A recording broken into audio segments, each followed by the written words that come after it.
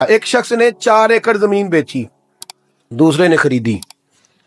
جس نے بیچی وہ کسان نہیں تھا، کوئی اور کام کرتا تھا۔ اس نے کہا میرے پاس فارغ ہے، میں تو کاشتکاری نہیں کرتا، تو ایک کسان نے خرید لی۔ توجہ ہے میری بات پر؟ وہ کسان ہل چلا رہا تھا، پہلے دن ہل چلایا تو اس کھیت کے اندر سے خزانہ نکل آیا۔ کھیت سے خزانہ کس کا ہے یہ؟ جی بھائی جی سڑک لنگ جائے نا، وہ آتا ہے ہوں میں دیڑی نہیں، تسی بیانہ واپس لو۔ تو سڑک گزر گئی ہے، مجھے تو پتہ ہی اب چلا ہے کہ یہاں ہاؤسنگ سوسائٹی آنے والی، میں تو نہیں دیتا ہی، رکھ لیں آپ۔ کیا نکل آیا؟ ہیرے جواہرات چاندی لال نکل آئے۔ اب اٹھا کے نا وہ شخص نکلا ہے، وہ رکھ لیتا، سنبھال لیتا، کیا ضرورت تھی؟ ویسے بھی لوگ تو پیسے بتاتے ہی نہیں کتنے۔ اٹھا کے نا وہ خزانہ تو جس نے بیچے تھے اس کے گھر چلا گیا، کہنے لگا میں نے زمین خریدی تھی، خزانہ نہیں خریدا تھا، تیرا ہے، تو لے لے، تیرا ہے، رکھ لے۔ وہ بھی صحابی رسول ہے، میرے نبی نے دنیا کی محبت کھینچ ڈالی ہے دلوں سے۔ وہ کیا کہنے لگے؟ کہنے لگے میں نے تو 4 एकड़ سے بڑی مشکل جان چھڑائی ہے، تو اب پھر دولت لے کے آ گیا ہے۔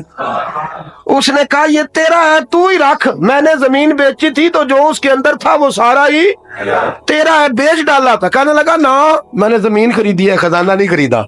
وہ کہنے لگا لا بھائی میں نے تو ہر شے بیچ دی ہے، اس میں سے پھل اگے، پھول نکلے، وہ سارے۔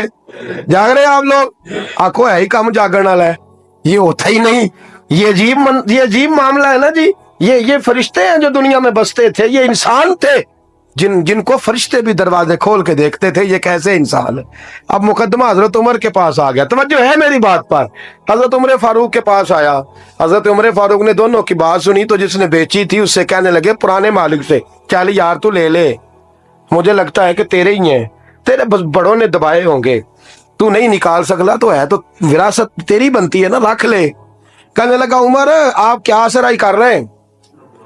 اگر یہ بات غلط ثابت ہو گئی اور قیامت میں مجھے اس خزانے کا حساب دینا پڑا تو آپ میرے ساتھ اٹھیں گے نا، میرا بوجھ اٹھائیں گے نا؟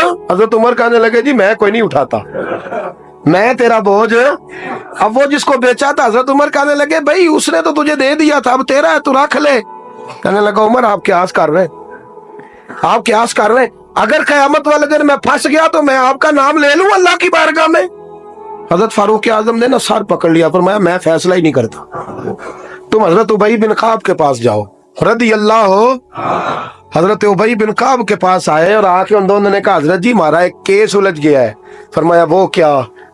وہ صحابہ تھے جن کی ہر صبح عید ہوتی تھی، خدا کا قرب حاصل تھا، نبی کی دید ہوتی تھی۔ حضرت ہمارا کیس الجھ گیا، حضرت عمر سے فیصلہ نہیں ہوا، آپ مہربانی۔ فرمانے لگے وہ کون سا کیس ہے جو عمر فاروق سے فیصلہ نہیں ہوا؟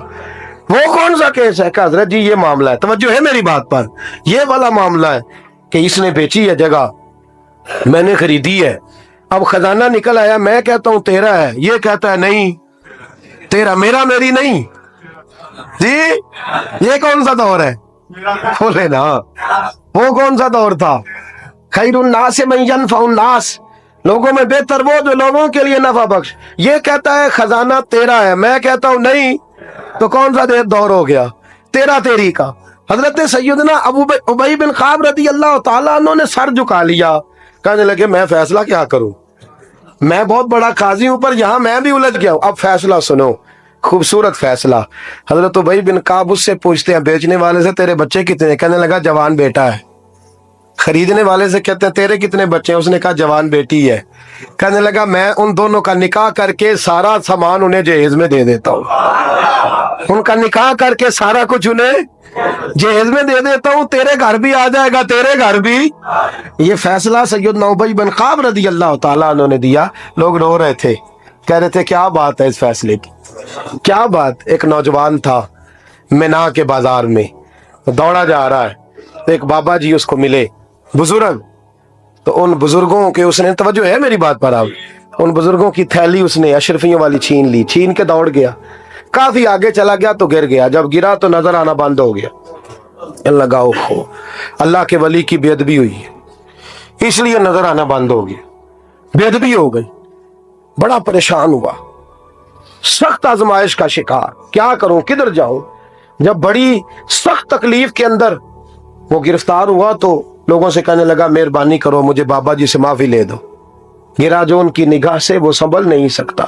اللہ والوں کی بے ادبی اللہ کو بڑی ناپسند ہے، اللہ والوں کی بے ادبی اللہ کو بڑی ناپسند ہے، اس سے ضرور بچیں۔ اللہ تعالیٰ ہمیں بچنے کی توفیق عطا فرمائے۔ پکڑ کے بابا جی کے پاس لائے، بابا جی معاف کر دیں، آپ کی وجہ سے آنکھیں چلیں گی۔ بابا جی کہنے لگے نہیں، میں نے تو بد دعا دی نہیں تو۔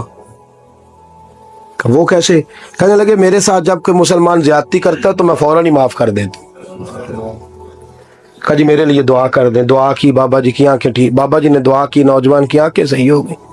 لوگ چلے گئے تو وہ نوجوان قریب بیٹھ گیا، کہنے لگا بزرگو آپ نے جو کہا میں نے مان لیا، پر ایک بات میری سمجھ میں نہیں آئی۔ اب وہ کیا؟ کہ آپ کہتے ہیں میرے ساتھ کوئی مسلمان بھی زیادتی کرتا میں فوراً معاف کر دیتا ہوں۔ فوراً تو معافی دی جاتی نہیں، دی جا سکتی نہیں، تھوڑی دیر تو بندے کے دل کو تکلیف رہتی ہے۔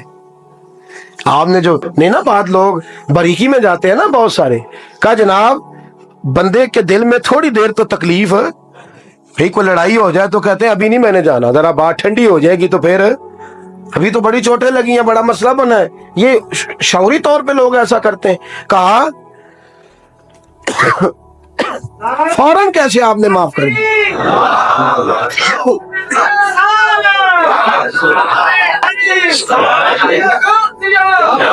کہا فوراً کیسے معاف کر دیا؟ تو بابا جی کہنے لگے مجھے اپنے نبی سے پیار ہی بڑا ہے صلی اللہ علیہ، ہم عشق کے بندے ہیں، کیوں بات بڑھائی ہے، محبت بڑی ہے رسول رحمت سے۔ فرمایا کیا بات ہے؟ بابا جی کہنے لگے میں نے حضور کی ایک حدیث پڑھ لی ہے، اب جو مسلمان بھی زیادتی کرتا ہے میں فوراً معاف کر دیتا ہوں۔ کہا وہ کیا حدیث؟ سنے میرے دوستو، اور بزرگوں کی سوچ دیکھیں کہاں تک جاتی ہے۔ اور بزرگ کہنے لگے اللہ کے رسول صلی اللہ علیہ وسلم نے فرمایا ہے کہ جب تک میرے سارے امتی جنت میں نہیں جائیں گے میں بھی نہیں جاؤں گا، جب تک سارے نہیں جائیں گے میں بھی۔ تو بابا جی کہنے لگے دیکھنا تیرا میرا جھگڑا ہے، اگر یہ جھگڑا حضور کے پاس جائے گا، اللہ کی بارگاہ میں جائے گا، پھر اس کا فیصلہ ہوگا، پھر یہ مقدمہ لڑے گا، پھر یہ کیس چلے گا، جب فیصلہ ہوگا تب تک میرے رسول پاک جنت میں نہیں جائیں گے، بیٹھے رہیں گے، تو میں اپنے نبی کو تکلیف تو نہیں نہ دے سکتا، میں اپنے رسول کو بٹھائے رکھنے کی آزمائش تو نہیں نہ دے سکتا۔ لہذا جو مسلمان بھی زیادتی کرتا ہے میں فوراً ہی معاف کر دیتا ہوں، تاکہ میرے محبوب کو کوئی تکلیف، میں تیرے اور اپنے بارے میں سوچ نہیں رکھتا، میری سوچ تو ہر وقت ذات رسالت پہ لگی رہتی ہے، میرا ذہن تو ہر وقت میرے محبوب کی طرف لگا رہتا ہے، ہر وقت میں حضور کے بارے میں ہی سوچتا رہتا ہوں۔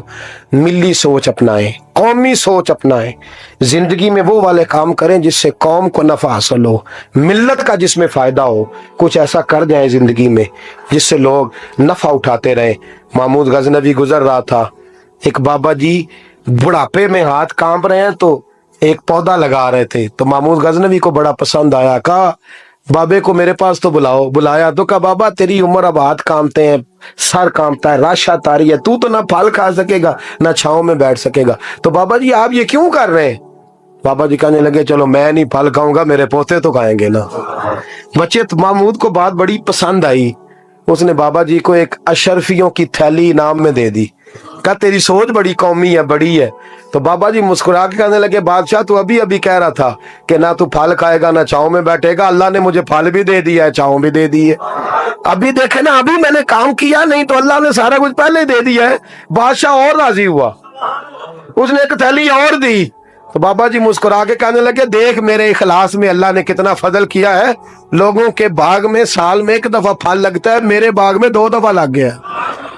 تو خیر خائی کا ذہن بنا، لوگوں کے بارے میں سوچ، قومی اور ملی ذہن بنا، بڑا ذہن بنا، بڑی سوچ بنا، وہ والا کام کر جس سے زیادہ لوگوں کو فائدہ ہو، زیادہ لوگوں کا نفع ہو، وہ والا کام کر، قومی ملی ملت اسلامیہ کی سوچ بنا، عالم اسلام کی بات کر، مسلمان کا بھلا کر، اپنے وطن کا بھلا کر، اپنی ملت کے بارے میں سوچ۔ جب تو یہ کام کرے گا تو اللہ تجھے وسائل بھی بڑے ہی عطا فرمائے گا، اللہ تبارک و تعالیٰ تیرے لیے رحمتوں کے دروازے بھی زیادہ ہی کھولے گا۔